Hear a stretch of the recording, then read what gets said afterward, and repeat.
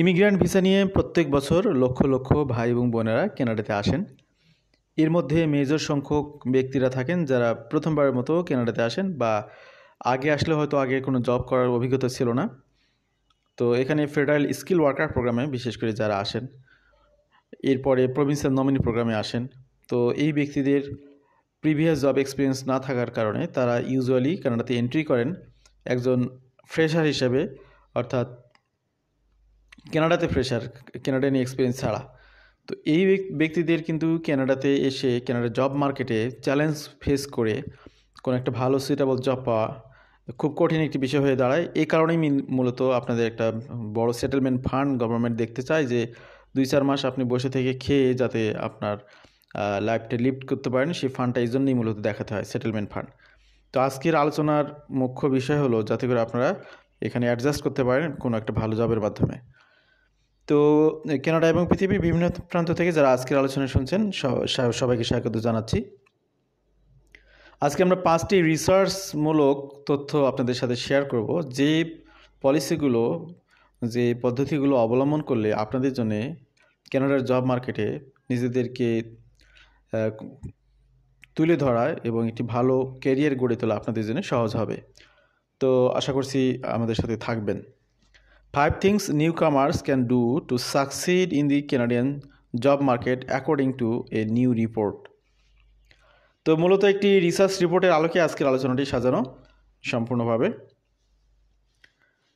A new report offers insight the steps newcomers in Canada can take to enter and thrive in Canadian workplace. Titled Talent and Win. The report was compiled by Dolity and Institute of Canadian Citizenship ICC and published in October. তো এই October মাসে মূলত রিপোর্টটি publish হয়েছে যৌথভাবে। এটা আপনার institute of Canadian citizenship একটি প্রতিষ্ঠান রয়েছে এবং ডিলয়েটটি একটি প্রতিষ্ঠান, এই তাদের যৌথ প্রযোজনায় ট্যালেন্ট টু উইন এই শিরোনামে মূলত একটি রিপোর্ট তারা বের করেছে। সেই রিপোর্টে এখানে নিউ কামার্সদেরকে কানাডাতে জব পাওয়ার বেশ কিছু ফর্মুলা বাতলিয়ে দেওয়া হয়েছে, সেগুলো আপনাদের সামনে তুলে ধরা। The authors interviewed over 40 leaders from diverse sectors such as financial services, energy, mining, technology, higher education, and public service, investigating the underutilization of immigrant skills in Canada and possible solutions to the problem. তো foreign ওয়ার্কারদের previous যে experience তারা তাদের দেশে gain করেছেন, সেটিকে কিভাবে কানাডার ডেভেলপমেন্টে কাজে লাগানো যায়, এর ফলে কানাডা যেমন উপকৃত হবে, সেই ব্যক্তিরাও একটি সঠিক মূল্যায়ন পাবেন, একটি জব খুঁজে পাবেন। তো উইন উইন একটা সিচুয়েশন, সেটিকে কীভাবে ইনশিওর করা যায় সেটার জন্যই মূলত এখানে 40টি বিজনেস লিডার বিভিন্ন সেক্টরের তাদের সাথে এখানে মতবিনিময় হয়েছে, তাদের কাছ থেকে তথ্যগুলো কালেকশন করা হয়েছে, সেটার আলোকেই রিপোর্টটি সাজানো হয়েছে। Although the report primarily examines how Canadian business can better engage, employ, and retain newcomers, the findings also highlight ways newcomers can excel in Canada's job market. তো শুধুমাত্র জব পাওয়া না, কীভাবে তারা ভালো করতে পারে।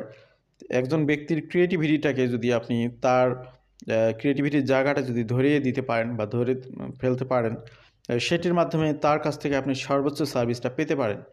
এই সার্ভিসটা কিভাবে পাবেন সেগুলো মূলত এই রিসার্চ রিপোর্টে চলে এসেছে। তো এখানে 5টি সেক্টরের চ্যালেঞ্জ এবং সেগুলো সলিউশন আমরা এখানে কথা বলবো। তো এই বিষয়গুলো খেয়াল করলে আপনারা এখানে অনেকগুলো সলিউশন পেয়ে যাবেন নিজেদের জন্য, যা আসতে চাচ্ছেন ভবিষ্যতে অ্যাপ্লিকেশন কী রয়েছেন, অলরেডি কানাডাতে যারা রয়েছেন সাফার করতেছেন, তাদের জন্য এই তথ্যগুলো সহযোগিতা করবে ইনশাআল্লাহ। প্রথম যে চ্যালেঞ্জ সেটা হচ্ছে সিক ট্রেনিং অ্যান্ড মেন্টরশিপ। তো একজন ফরেনার হিসেবে আপনি যে কানাডাতে আসবেন, এসে আপনার এখানকার জব মার্কেটের যে ট্রেনিং বা সেটার আলোকে যে মেন্টরশিপ আপনার রিকোয়ারমেন্ট রয়েছে, সেটি পাওয়াটা একটা বড় চ্যালেঞ্জ। এখানে সেই বিষয়টি নিয়ে একটি হাইলাইট আপনারা দেখতে পাচ্ছেন। As per the report, the lack of proper onboarding, training, and mentoring poses challenges for retaining immigrants and helping them succeed. The authors of the report acknowledge that this lack of in-job training affects all employees. but they also point out that newcomers suffer more. For newcomers, have a higher need for clear and structured initiation into Canadian professional culture. এখানে clear এবং structured initiation অর্থাৎ শুরুটা যেন আপনার অনেক সুন্দরভাবে হয়, একটি অগোছালো কোনো একটা অড জব দিয়ে না, আপনার যে কোয়ালিটি রয়েছে সেটিকে প্রপার ইউটিলাইজ করার জন্য যাতে আপনার কাজটা শুরু করা যায়, সেটা এখানে সবচেয়ে একটি বড় চ্যালেঞ্জ ইনটু ক্যানাডিয়ান প্রফেশনাল কালচারে। তো এটাকে কিভাবে মিট করা যায়, এখানে কি সলিউশন হিসেবে যেটি এসেছে রিপোর্টে, newcomers could try to looking for mentorship or trainings, be it inside a company or outside, that could help familiarize them with Canadian workplace expectations. তো এখানে একটা বিষয় কিন্তু পরিষ্কার, আপনি যখন কানাডাতে আসবেন, আসার পরে আপনি হন্য হয়ে শুধু জবের অ্যাডভার্টাইজমেন্ট দেখতেছেন, জব সাইটগুলোতে খুঁজতেছেন, জব খুঁজতেছেন, সেটি হতে পারে। পাশাপাশি আপনি এখানে আপনার সাথে আপনার প্রফেশনের সাথে রিলেটেড অনেকগুলো ট্রেনিং প্রোগ্রাম এখানে কিন্তু কানাডাতে কন্টিনিউয়াসলি হচ্ছে, এবং কানাডাতে কিন্তু $100 মিলিয়ন তারা গভর্নমেন্ট কিন্তু সেটেলমেন্ট সার্ভিসের জন্য বাজেট করেছে আগামী 2 বছরের জন্য, 24-25 সালের জন্য। সেখানে ফ্রি অফ কস্টে আপনাদের জন্য ফ্রি সেটেলমেন্ট সার্ভিস প্রোভাইডাররা সেগুলো আপনাদেরকে ল্যাঙ্গুয়েজ ট্রেনিংয়ের ব্যবস্থা করবে। তো অ্যাট এ গ্যালেন্সে আমি যদি আমাদের অভিজ্ঞতা, দীর্ঘদিনের অভিজ্ঞতা থেকে বলি, সেখানে আপনাদেরকে এখানে বলবো, এই জায়গাতে এসে আপনি এখানে এসে ফ্রেঞ্চ ল্যাঙ্গুয়েজ কোর্সে ভর্তি হয়ে যাবেন, ফ্রি অফ কস্টে পাবেন। আর একটি হচ্ছে আপনার প্রফেশনালিজমের সাথে সংশ্লিষ্ট কোনো একটা কোর্সে আপনি যুক্ত হয়ে যাবেন। এর ফলে আপনি ওই কোর্স চলাকালীন ওখানে অনেক ব্যক্তিদের সাথে আপনার ফিজিক্যাল নেটওয়ার্কিং হয়ে যাবে, নট অনলাইন নেটওয়ার্কিং। এরপরে আপনি যখন প্রফেশনাল মার্কেটে আসবেন, তখন দেখবেন যে সেখান থেকে লিঙ্ক আপ করে আপনার কিন্তু একটি ভালো জব পাওয়া, আপনার প্রত্যাশিত মতো একটি জব পাওয়া কিন্তু খুব সহজ হবে। আশা করছি বিষয়টা আপনাদের জন্য কিছুটা হলেও স্বস্তিদায়ক হবে এই গাইডলাইনটা। Networking with professionals in an industry or even approaching a settlement agency with experience helping newcomers find jobs can go a long way. যে কথাটা আমি আপনাদেরকে বললাম, সে বিষয়টি এভাবে ফলো করবেন, তাহলে ইনশাল্লাহ আপনারা একটা বেটার সলিউশন পেয়ে যাবেন। সেকেন্ড যে বিষয়টি এখানে রিসার্চ রিপোর্টে চলে এসেছে চ্যালেঞ্জ হিসেবে, base your job search around skills rather job titles. তো অ্যাকচুয়ালি আমরা জব টাইটেলকে ফোকাস করে জব খুঁজি, সেই জায়গাতে অ্যাকচুয়ালি আপনি ব্যক্তি হিসেবে কোন স্কিলটাতে নিজেকে ডেভেলপ করতে পেরেছেন, সেই স্কিলটাকে ফোকাস করে আপনি যদি জব খোঁজেন, তাহলে আপনার জন্য এখানে চ্যালেঞ্জ মোকাবেলা করাটা অনেক সহজ হবে। এই সংক্রান্ত একটি যে রিপোর্ট এখানে আমাদের সামনে চলে এসেছে, এখানে যে চ্যালেঞ্জটি রয়েছে সেটি আপনারা দেখতে পাচ্ছেন। দি report mentions that new কামার্স SIM unfamiliar with transferable skills, a sentiment echoed by many of the leaders interviewed. This causes immigrants to apply for the exact same job they had in their country or of origin, skipping over other valuable roles they might secure, the report states. তো আপনি আপনার দেশে যে জবটি করে এসেছেন সেই জবটি আপনি খুঁজতেছেন, ভালো কথা। তো হুবহু একই নামে এখানে হয়তো আপনি কানাডাতে জব খুঁজে পাচ্ছেন না, এখানে হয়তো সেটিকে ভিন্নভাবে দেখা হয়, ভিন্ন নামে কল করা হয়, এরকমটা হয়। কিন্তু তো অ্যাকচুয়ালি আপনি যে রোলটা ওখানে প্লে করেছেন, সেই রোল, যে স্কিলটা আপনি ডেভেলপ করেছেন, সেই স্কিলটার সাথে ম্যাচিং করে আপনি যদি খোঁজেন, তাহলে এখানে আপনি আপনার ট্রান্সফারেবল স্কিল, তো যেটি আপনি এখানে যে স্কিলটা আপনি সেল করতে পারেন, সেটি যদি এখানে আপনি তুলে ধরতে পারেন, তাহলে আপনার জন্য বিষয়টি সহজ হবে। এখানে সলিউশন দেওয়া হয়েছে, একটু দেখি আমরা। Newcomers may wish to do some research into transferable skills such as leadership, problem solving, and communication, and highlight this in resume and in interviews. তো এই জন্যে শুধু একটা বিষয়, ধরুন অ্যাকাউন্টস ম্যানেজার জব করেছেন, কিন্তু অ্যাকচুয়ালি সেখানে আপনার ট্রান্সফারেবল স্কিলটা কী, বা আপনার এক্সট্রাঅর্ডিনারি স্কিলটা কী, কোন সেক্টরটাকে আপনি বেশি ফোকাস করতে পেরেছেন, শিখেছেন, প্র্যাকটিক্যালি অ্যাপ্লাই করেছেন, সেই বিষয়টা আপনি তুলে ধরুন, আপনার রিজুমিতে তুলে ধরুন, আপনার ইন্টারভিউ বোর্ডে আপনি সে বিষয়গুলো অ্যাপ্রোচ করুন। They can also widen their job search to include roles that they don't have previous experience in, providing them with more opportunities for success. এরপর আমরা থার্ড অ্যাসপেক্টে চলে আসলাম, সেই রিপোর্টের আলোকে translate international experience into Canadian equivalent. বিষয়টি আপনাদের সামনে clear কিনা? ট্রান্সলেট ইন্টারন্যাশনাল এক্সপিরিয়েন্স অর্থাৎ আপনি যে দেশের নাগরিক, যে দেশে আপনি বাস্তবিক অর্থে জব করেছেন, সেই জবের এক্সপিরিয়েন্সটাকে ট্রান্সলেট করুন কানাডিয়ান ইকুইভ্যালেন্টে। তার মানে ট্রান্সলেট বলতে এটা তো আর আপনার ওয়ার্ড ট্রান্সলেট না, আপনি এটা জাস্ট এটারও একটা ক্রিডেন্সিয়াল অ্যাসেসমেন্টের বিষয় রয়েছে। আপনাদের এক্সপিরিয়েন্সগুলোকেও কিন্তু ক্রিডেন্সিয়াল আপনার অ্যাসেসমেন্টের সুযোগ থাকে, শুধুমাত্র এডুকেশন না, সেটিও আপনারা চাইলে করতে পারেন, সেটি আপনাদের জন্য হেল্পফুল হবে। পাশাপাশি এখানে বিষয়টি প্র্যাকটিক্যালি বোঝানোর জন্য এখানে রিপোর্টের মধ্যে যে বিষয়টি চলে এসেছে সেটি আমরা একটু দেখি। Leaders interviewed in the report stated that they struggle to translate the skills and experiences newcomers had in their home countries to a Canadian equivalent. তো কানাডাতে যে পজিশনগুলো খালি হয়েছে, যে পজিশনে লোকের প্রয়োজন, সেই পজিশনগুলোর মধ্যে কোনো একটা পজিশনে জবের ডেসক্রিপশন দেখে আপনার এক্সপিরিয়েন্সের সাথে যদি মিলে যায়, সেগুলোকে আপনি তার আলোকে সাজিয়ে আপনার সিভিটা কারেকশন করে ফেলুন। তাহলে আপনার বিষয়ে ইন্টারভিউয়াররা ফোকাস দেবে বা এমপ্লয়াররা ফোকাস দেবে। Employers often prefer alumni from prestigious firm আর ইউনিভার্সিটিস, অর্থাৎ কানাডার যে সমস্ত প্রেস্টিজিয়াস ফার্ম ইউনিভার্সিটি রয়েছে সেখান থেকে তারা সরাসরি হায়ার করতে অভ্যস্ত, যার কারণে নিউ কামাররা অনেক সময় সাফার করে। তো এখানে আপনাদের যে পলিসিগুলো গ্রহণ করতে হতে পারে সেটা আমরা আসতেছি। But even the most often the most open-minded Canadian hiring manager will understandably have trouble assessing the prestige of a Senegalese bank of Malaysian universities, the report states. The report goes to say that even large employers may find credentials or experience uncertainty to be significant risks when hiring.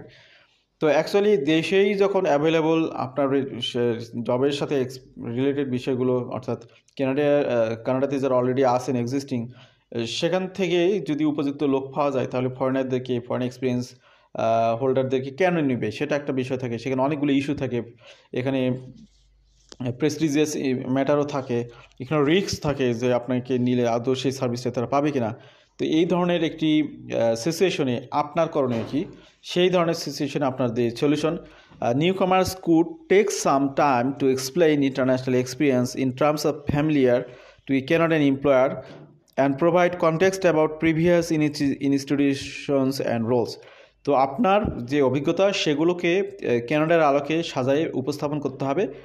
এমপ্লয়ারদের ভয়কে কাটিয়ে দিতে হবে, তাদেরকে আশার আলো দেখাতে হবে যে আপনি এখানে একজন ক্যানাডিয়ান এক্সপিরিয়েন্স গ্যাদার করা ব্যক্তিদের থেকেও আপনি যে আরও ভালো সার্ভিস তাকে দিতে পারবেন সেই অ্যাসুরেন্স তাকে দিতে হবে।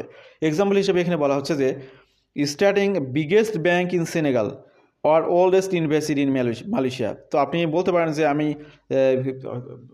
সেনেগালে ছিলাম, সেনেগালের বিগেস্ট ব্যাঙ্কে আমি জব করেছি, সুতরাং তার যে এক্সপিরিয়েন্স সেটার যে একটা ভ্যালু আছে সেটা তখন এমপ্লয়ার বুঝবে। এরপরে ধরুন যে আপনি মালয়েশিয়ান কোনো একটা ডিগ্রি নিয়ে গেছেন, আপনি ক্রিডেন্সিয়াল অ্যাসেসমেন্ট করতে পারেন, সেটা যদি না করেন আপনি বলতে পারেন যে আমার ডিগ্রিটা মালয়েশিয়ার সবচেয়ে পুরাতন ইউনিভার্সিটি, যেটা অনেক আগে এস্টাবলিশড, অথবা দেখা গেল যে যেটা বর্তমান সময় সবচেয়ে মডার্ন, যেটার কারিকুলামগুলো ব্রিটিশ কারিকুলাম হতে পারে, আমেরিকান কারিকুলাম হতে পারে, যেগুলো তোমাদের সাথে যায়, সুতরাং তোমরা আমাকে কোনোভাবে হেলাফেলা করতে পারো না। এইভাবে বিষয়গুলোকে যদি আপনি অ্যাপ্রোচ করতে পারেন তাহলে এখানে আপনাকে ভ্যালু দেওয়া হবে। এই হলো বিষয়, highlight international experience as an asset. এখানে আর একটা বিষয় হলো, আপনি যে দেশে থাকুন না কেন, ধরুন আপনি নাইজেরিয়াতে রয়েছেন, ইন্ডিয়াতে রয়েছেন, কিংবা বাংলাদেশে রয়েছেন, আপনারা যে সমস্ত অ্যাসপেক্টে জব করতেছেন, অনেকেই আছে যে ইন্টারন্যাশনালি অনেক বায়ারদের সাথে যোগাযোগ করেন, ইন্টারন্যাশনালি অনেকগুলো বিষয় আপনারা ফেস করেন। সুতরাং আপনার এক্সপিরিয়েন্সটা নট জাস্ট ন্যাশনাল এক্সপিরিয়েন্স আর আপনার দেশের মধ্যে সীমাবদ্ধ না, তুমি মাল্টি ন্যাশনালি আপনার ক্যারিয়ার নিয়ে কাজ করেছেন, ফোকাস করেছেন। সুতরাং এই ফোকাসিংটা আপনি কানাডাতে এনে যদি বলতে পারেন যে তোমার এখানে যারা জব করেছে, কানাডাতে যাদের এক্সপিরিয়েন্স হয়েছে, তারা তো শুধু কানাডার সাথেই যুক্ত আছে বা অন্য ওয়ার্ল্ড ওয়াইড হতে পারে, কিন্তু আপনিও যে মাল্টি কালচার বা মাল্টি ন্যাশনাল এক্সপিরিয়েন্স গ্যাদার করেই কানাডাতে এন্ট্রি করেছেন এবং সেটা আপনি সেল করতে পারেন, সেই এক্সপিরিয়েন্সটা দিয়ে আপনি কানাডার প্রোডাক্টকে সেটাকে ওয়ার্ল্ড ওয়াইড আপনি যে মার্কেটিং করতে পারেন, সেই ক্যাপাসিটি যে আপনার রয়েছে সেই বিষয়টিকে যদি আপনি তুলে ধরতে পারেন, তাহলে কিন্তু আপনার এখানে জবের এক্সপেক্ট অনেক বেড়ে যাবে। তো রিপোর্টের আলোকে একটু কথা বলি, আমাদের এটা লাস্ট স্লাইড না, মানে আমাদের আলোচনার শেষ প্রান্তে আমরা চলে এসেছি আমাদের টপিক্সের এখানে 5টি বিষয়ের মধ্যে শেষ বিষয় আশা করছি এটি। Highlight international experience as an asset. It is no secret that Canadian work experience is sought after in labor market and a lack of it can be challenged. However, the report serves as a reminder about the importance of international experience and how it can actually be a huge asset for a company looking to expand in new markets. As the report puts in, newcomers can be particularly valuable in supporting international expansion. One participant implored us to view immigrants as global navigators with the power of create game-changing connections with partners, suppliers, and customers worldwide. এখানে দেখুন আপনার যে বিষয়টা আমি বললাম যে আপনি এখানে একজন গেম চেঞ্জার হিসেবে কিন্তু নিজেকে প্রমাণ করতে পারেন, যেহেতু কানাডা পর্যন্ত গেছেন স্কিল মাইগ্রেশন নিয়ে, অবশ্যই আপনি আউটস্ট্যান্ডিং কোয়ালিটি নিয়ে যাচ্ছেন বা যারা যাবেন তাদের অবশ্যই কোয়ালিটি সাধারণ কোয়ালিটি না, কিছুটা হলেও তো এক্সেপশনাল কোয়ালিটি রয়েছে এবং সেটা দিয়ে আপনি কানাডিয়ান কোম্পানিগুলোর জন্য ওয়ার্ল্ড ওয়াইড তাদের মার্কেটগুলোকে আপনি ধরতে পারেন, রিস্ক করতে পারেন। সেই ক্যাপাসিটি কিন্তু আপনাদের রয়েছে, যদি সেই বিষয়গুলো সুন্দরভাবে তুলে ধরতে পারেন এটা আপনাদের জন্য একটা মোর বেটার পয়েন্ট হবে। Newcomers can work on highlighting their international work experience and global learnings, emphasize problem dealt with previous international roles. তো আপনি যে আপনার প্রফেশনের সাথে রিলেটেড অনেক ধরনের প্রবলেমগুলো সলভ করেছেন সেগুলো এক্সাম্পল হিসেবে আপনি এখানে তুলে ধরতে পারেন ইন্টারভিউ বোর্ডে, কিংবা আপনি সিভির মধ্যে ছোটো করে লিখে দিতে পারেন, as well as the solution and how this learnings can be relevant to a new role.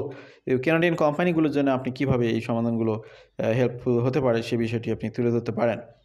ও আরেকটি বিষয় রয়েছে এখানে, looks for companies that value diversity. সকল কোম্পানির তো মন মেজাজ একরকম না, তাদের চাহিদা একরকম না। কিছু কিছু কোম্পানি রয়েছে যারা ডাইভার্সিটিটাকে অনেক পছন্দ করে, একই কোম্পানিতে বিভিন্ন কান্ট্রির ন্যাশনাল কাজ করতেছে, বিভিন্ন এক্সপিরিয়েন্স নিয়ে কাজ করতেছে, অনেকে এটাকে পছন্দ করে, অনেকে মাল্টিকালচারাল কে এখানে কেয়ার করে। সেই সমস্ত বিষয়কে আপনি যদি হাইলাইট করেন, there are many companies in Canada that recognize the importance new commerce in their teams. As one of the participants in the report stated, we have tons of data showing that teams with more global experience perform better and make more money. However, finding the right company may be challenging. তো এখানে solution আমরা যেটা দেখতেছি, look for employers that go out of their way to support new কামার্স holistic wellbeing. For example, those companies that work with newcomer settlements agencies to ensure their employees have access to recreation and support service. Some features to look out for are language training, accessible childcare or employment support for spouses. তো আমরা আমাদের আলোচনার শেষ প্রান্তে চলে এসেছি। আমাদের সাথে যারা ছিলেন, আমরা কনক্লুশনে এভাবেই যাব যে কানাডাতে এসে জব পাওয়াটা অনেক টাফ একটা বিষয়। এই জন্যে ফ্রি অফ কস্টে যে সমস্ত সেটেলমেন্ট সার্ভিস প্রোভাইডার রয়েছে তাদের সাথে অবশ্যই যোগাযোগ করবেন। সেই সাথে আপনি আপনার অলরেডি অর্জিত যে অভিজ্ঞতা রয়েছে, নিজ দেশে অর্জিত দক্ষতা অভিজ্ঞতা, সেগুলোকে কীভাবে সেল করতে পারেন সেটা একটা প্রপার গাইডলাইন আমরা এখানে দেওয়ার চেষ্টা করেছি। আশা করছি অনেক ভাই বোনেরা উপকৃত হবেন। আমাদের সাথে থাকার জন্য আবারও ধন্যবাদ। ভালো থাকবেন সবাই। আল্লাহ হাফিজ। আসসালামু আলাইকুম।